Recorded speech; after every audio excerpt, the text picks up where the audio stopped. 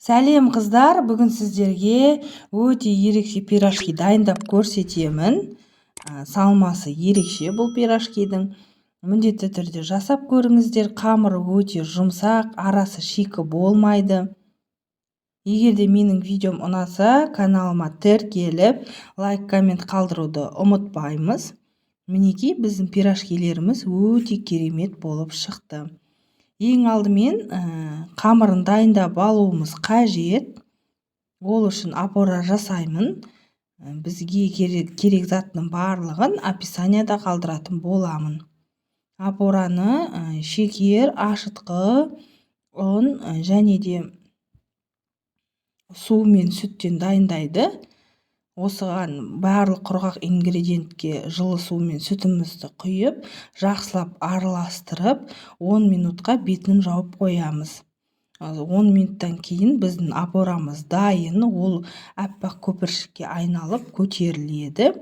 Содан кейін су мен сүтімізді жақсылап араластырып алып, тұз салып, опорамызға құямыз. Ұнды міндетті түрде електен өткізіп салыңыздар. Ұнымызды аз-аздан қоса отыра жұмсақ қамыр илейтін боламын. Алғашында шаншқының, яғни вилканың көмегімен араластырамын. Қоюланғаннан кейін қолыммен қамырды илеймін. Бізде өте жұмсақ қамыр шығады. Егер де қамырыңыз қолыңызға жабысып жатса, азғантай сұйық май құйып жіберіп, қайтадан бір қайтара илеп жіберсеңіздер болады. Дайын болған қамырды 1,5 сағатқа жылы жерге орап қоясыздар. Біздің қамырымыз өте керемет болып көтеріледі және де тез ашиды.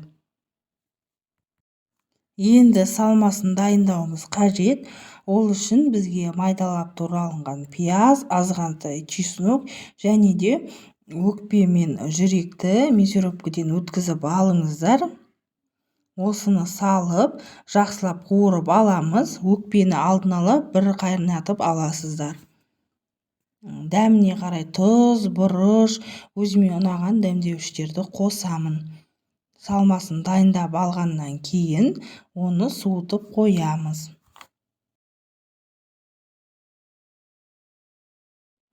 Мінекей 1,5 сағаттан кейін біздің қамырымыз өте керемет болып көтеріледі. Енді ашыған қамырларымызды осылай жинап алып, майдалап бөлетін боламыз. Осылай дөңгелетіп шығыңыздар барлығын. Содан кейін 10 минут тындыруымыз қажет. Бетін жауып тындырып қойыңыздар. Егер сіздерде өкпе жүрек болмаса, кез келген салмамен дайындасаңыздар болады.